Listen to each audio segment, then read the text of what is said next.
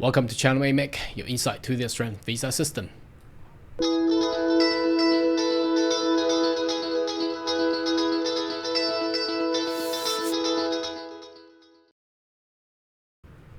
Good day everyone, my name is Carl Young, your online YouTube visa consultant.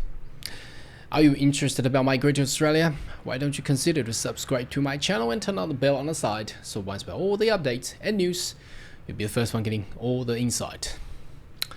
Alright, today's video, I would like to draw your attention to a particular media that the well-known Dr. Abul Rizvi, the former Secretary of Department of Home Affairs or Immigration, has actually gone to the National Press Club in Canberra to raise his concern, and numbers of experts are also included there in regards to what the government is actually going to do.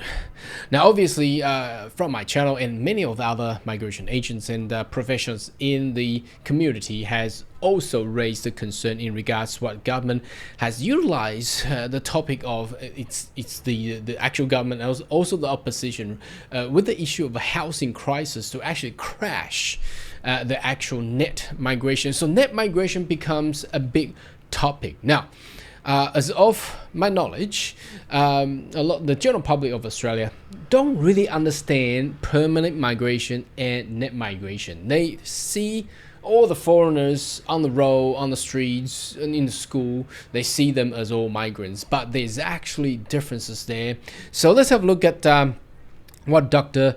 Rizvi actually raised with the issue. Now, the first media is from The Guardians, with the topic saying that Australia's election fought on immigration could cause civil unrest. Now, I'm not too sure that will be the right term to be used, because civil unrest usually mean a chaotic situation where citizens of the nation going on the streets, protests, strikes, all kind of matters that creating chaos. But I think that will be probably the right term, and he wanted to, the experts wanted to warn the government of Australia, both from the current government and also the opposition, on what they have decided could perhaps potentially bring down a lot of issues. So the former department official warns them. So Abul Rizvi has been one of my really referred experts and professional who has many experience working in the department, and also provide, now he's independent, provide a lot of analysis, reports and advices to the government. So a lot of his advices have been correctly what I believe, and I really pay attention to what he will actually advise. So he said the major parties, that's including the LNP and also Labor, of short-termism. Now, what does that mean? That means short-sighted. So why? Because obviously we know the general election could be on May next year, 2025. So both parties, they wanted to win the election, so they are throwing crabs into the so-called policies on the hot topic of immigration, because they do that all the time. They did it back in 2018 and 19, and now they are gonna do it again. So we have seen a lot of report. Even the National Property Australia has also provided a report that the housing crisis is not actually contributed by the migrants. However, the politicians love to yell at each other and blaming on each other just to win their votes. Now, I think this media and report is very good, because what they're trying to do is they wanted to let the Australian publics, the general populations, to understand what it actually matter. So Dr. Rizvi saying that Labor approach on immigration is unsustainable, obviously, because they have cut almost half on net migration, and whilst the coalition will be pure chaos, because the coalition is proposing to cut even further than what Labor wants. So let's go into SBS News, as there is some commentaries provided and recorded from this news here. It's the same topic, but same matter but different way of aspect from the journalists. So is Australia great multicultural experiment over? I don't know about that. I think it's a global phenomenon where different culture collides each other, different religion collides each other, and different thoughts and belief collide into each other. Now, how will that actually form for the future of humanity? Don't know. So Dr. Rizvi and other experts has attended an address to the National Press Club in Canberra, which is the peak media and political event or matter, to actually express, people going to National Press Club is actually very, very important, and what they say and what they advises should really be paid attention by all the politicians. So see how this actually perhaps turns the directions of the government of Australia again.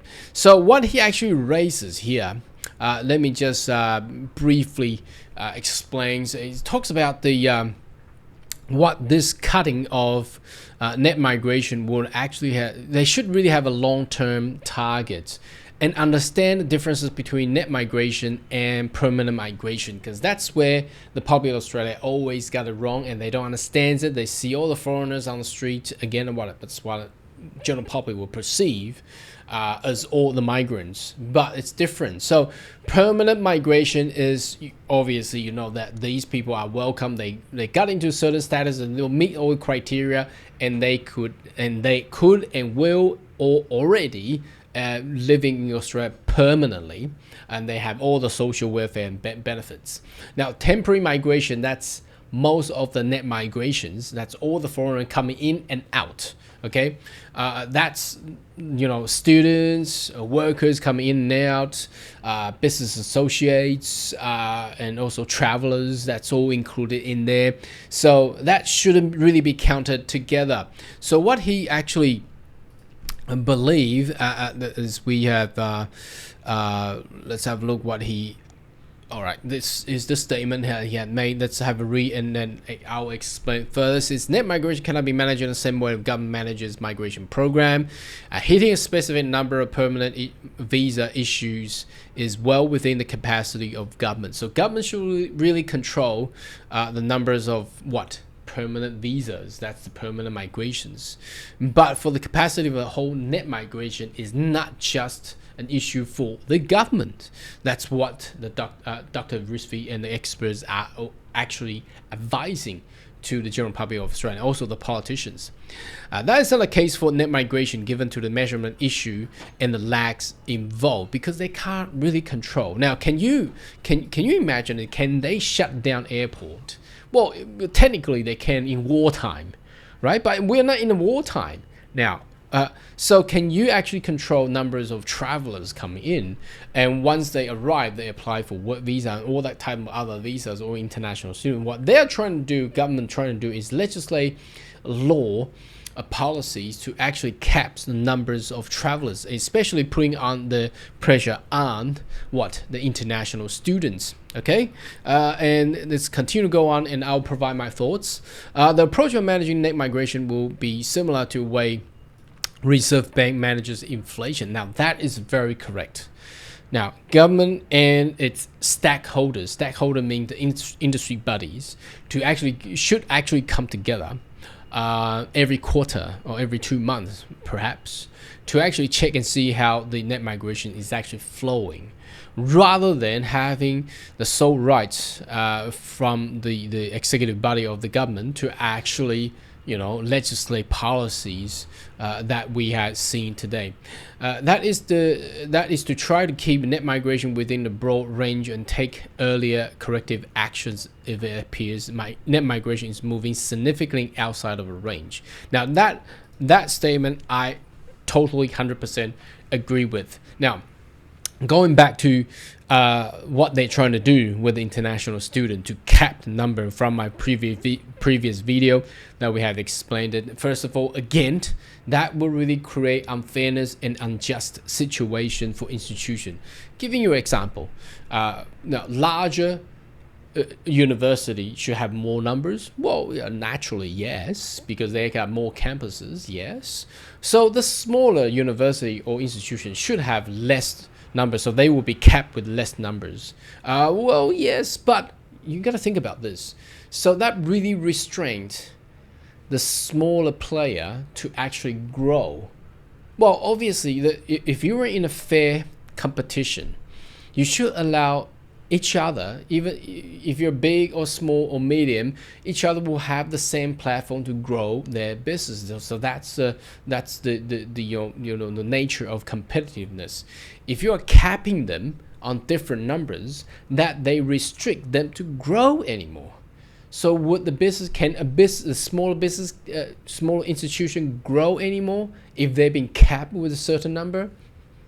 You think about that. So is that fair or not fair? You think about that. Another case here, I'll just give you an example. If an institution is being capped, now obviously from a university or numbers of school sectors, they will have exchange program, right? We all been through students. We've seen exchange students all around the world. Now, usually exchange school students, you think about that. Do they provide more profitability? Are they more profitable in a business sense than a general international students? It's pretty easy to answer that question.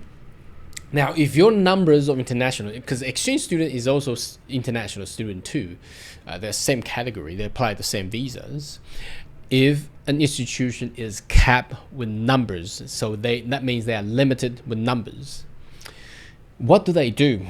Now, university requires to pay salaries, wages to professors, to all their employee and staffs, right? So if they're being capped on the numbers. Now, the one option for them is they probably will cut down the numbers of exchange program, or perhaps some, I suspect, will remove the exchange program. Now, think about that in midterm and long term. Exchange program usually is more of diplomatic rather than the actual probability, but it's actually very important though. Now, do you think cutting an exchange program of institution or universities or school is good for the sector or industry? Think about that, not just the unfairness and also the competitiveness of the market, but things like this will also be affected as well. And that is why we have seen experts like Dr. Abul Rizvi and other experts going international press conference to actually raise the issue where they believe there will be potential chaos. Anyway, should you have more question and query, more than welcome to leave comment right down below. And I'll see you next video. Goodbye.